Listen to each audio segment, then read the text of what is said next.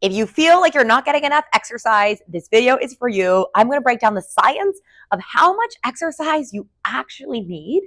And spoiler alert, it's probably a lot less than you think. Okay. If you're new here, welcome back. My name is Coach Jess. I'm the head coach here at Shine Fit. I've been the head coach for 5 years.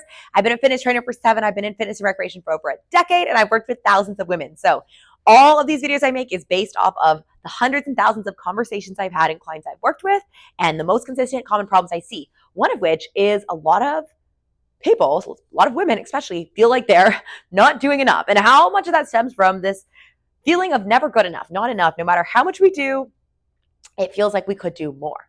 Okay, that's a whole different problem for a different day. But we're going to focus specifically on fitness, because if you don't know what the goal is, you don't know how much enough is, then how are we going to measure if you're doing it or not, right? And so if you're doing stuff and you're like running, but you don't know where the finish line is or what the goalpost is, of course, it's not going to feel like you're not getting there because you don't know where you're trying to get in the first place. So how much exercise do we actually need? According to the CAC, according to the government, we as adults need 150 minutes of moderate to vigorous intensity physical activity per week.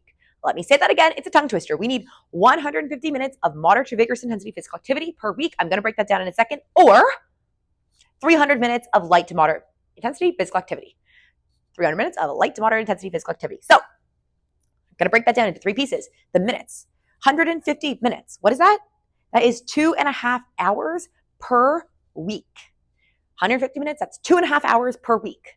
300 minutes, as you can guess, is 5 hours per week. Okay. Of moderate to vigorous intensity. That's the second piece of the definition. The third piece is physical activity. Moderate to vigorous intensity. So what does moderate to vigorous intensity mean?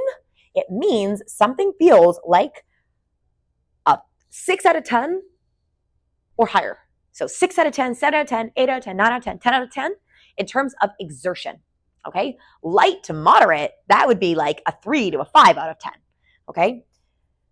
And in terms of like exertion, what does that mean? Like, are you sweating? Are you gasping for air? If you're doing a certain activity, you want to rate it on a scale that's called RPE, rate of perceived exertion. It's actually a very effective way to approximate how intense something is.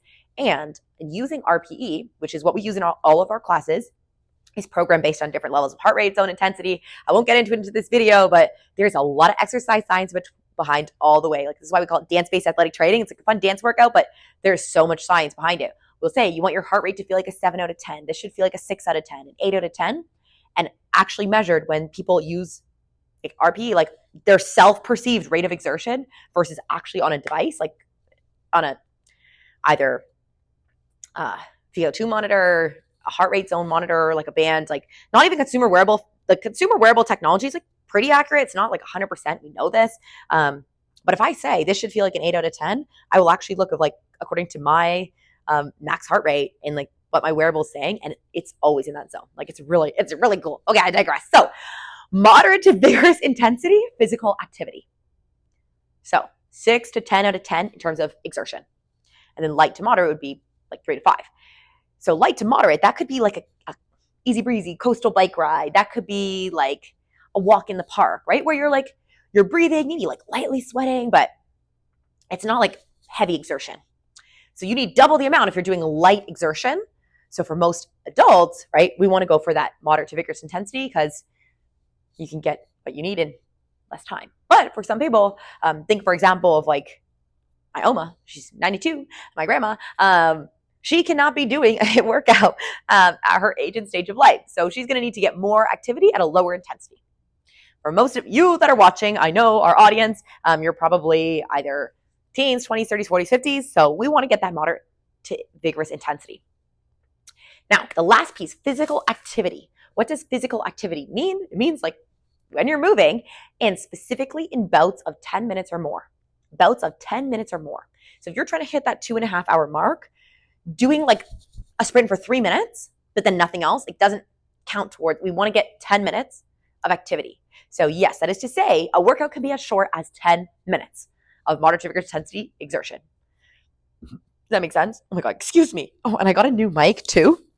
And I know it's changing the sound, and we're still trying to figure out how to set up the tech. And I feel like I just burped really loudly into your ear, so I'm so sorry about that. Okay, I digress. As you can tell, we don't edit postscript. Like, this is a one-take wonder. All our content's one-take wonder. That is a definition of how much exercise you need for a strong, healthy body, for the longevity, to reduce the risk of chronic disease, etc. So for so many of us, 2.5 hours a week, what that looks like, that could be 3 days of 50 minutes each, 50, 4 days of 40 minutes each, 5 days of 30 minutes each, or 6 days of 20 minutes each. Those are like the options I like to give our clients. Okay, 6 times 20, 5 times 30, 4 times 40, 3 times 50. But you don't have to, like, it doesn't have to be like, oh, it has to be 3 times 50. It could be like one day you do an hour, and then another day you do 45 minutes, another day you do 30 minutes and 30 minutes, and that adds up over a week, right? It's just about getting that total amount. And so a lot of us think you have to be like, especially in the rise of like influencer and like wellness culture, and you see all these like, Instagram models and all this stuff. They're in the gym 5 days a week, and they're doing these hour-long crazy routines. They're going for the hawker walk in the morning, and then the smoothie, and then they're going to their like workout class. And that is so unrealistic for the average person. So of course, if that's what you're comparing yourself to, it's going to feel like you're not doing enough or that you're behind. But you have to remember, that is their job. Like a lot of stuff you see on the internet is their job. Like even my routine is not realistic for the average person. I'm well aware it's a huge privilege that I own a fitness studio and I own business. So I have complete control of my time. I get to work out 5 days a week. That's actually more than you need. That's like athletic training, which we can talk about in a second.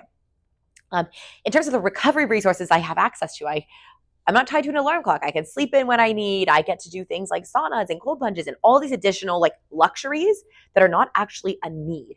And so if you're comparing like your routine to my routine or to another fitness influencer content creator you see online, of course it's going to feel like it pales in comparison.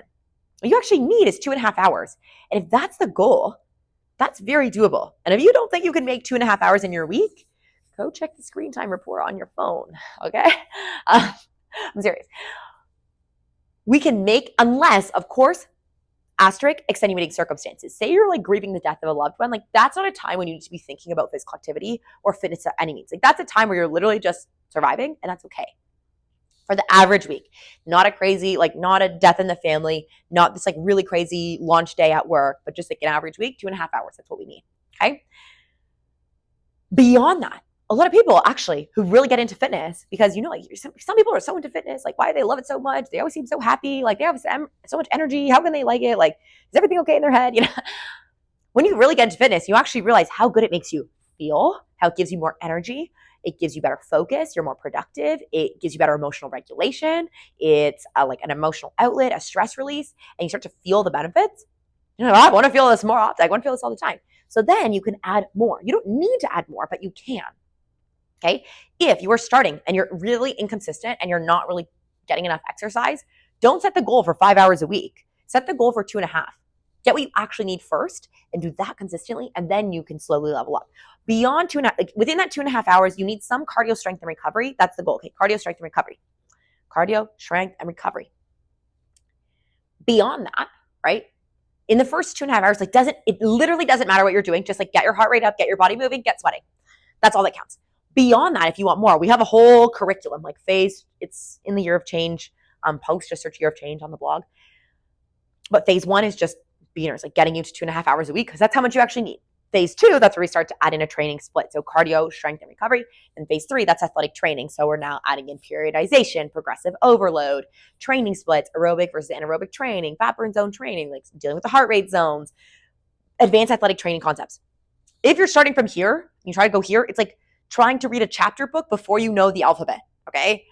That's not how we teach kids to read. You have to start with learning the alphabet. Then you go to like sight words. Then you go to chapter book or like picture books. Then you go to like the little readers, and then eventually you work your way up to like novels, right? So you want to keep in mind how much you actually need wherever you fit on this scale. Like there's not better or worse. Like between not doing any exercise and getting 2.5 hours a week, there's definite better and worse. But beyond that, it's not like necessarily morally better to be super training intensively all the time. It's about what works with your lifestyle, what fits your goals, and what you can do sustainably for the next like several decades, right? For some people I see, they're like, you know what? Exercise is a means to an end. I got to do it to have a strong, healthy body, but like, and I enjoy it when I do it, but it's not like, I'm not crazy about it. And they're like, it's more of like I just got to get it done. Cool, right? For some people who get really into it or like, this is a hobby, this is a passion, I love doing this, they want to do more, then absolutely. We can talk athletic training, we can talk heart rate zones, we can talk intervals, we can talk periodization programming, like that stuff's all well and good. But to know where you are and ultimately what your goals are, what's important to you, that is what we want, because you can't be successful if you don't know what success looks like. So if you're like, okay, this is actually very insightful, I was either doing better than I thought or I learned something new, those are both wins.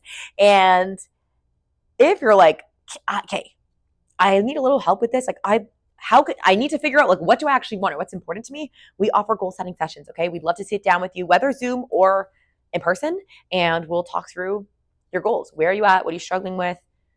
What does better look like, and kind of coach you through that process. So these are always complimentary. You can go, well, as of right now, as of 2025, when we're posting this, I mean, you never know, could change in the future, but yeah, complimentary goal setting. So it's called a no sweat intro. Should be linked in the blog post, or it's like all of our website. Just send us an Instagram message if you can't find it and you want to sit down either in person or on Zoom and talk about your goals. We'd love to help you. And if you have any specific questions, drop them below. Otherwise, I will see you next time. Thanks for tuning in.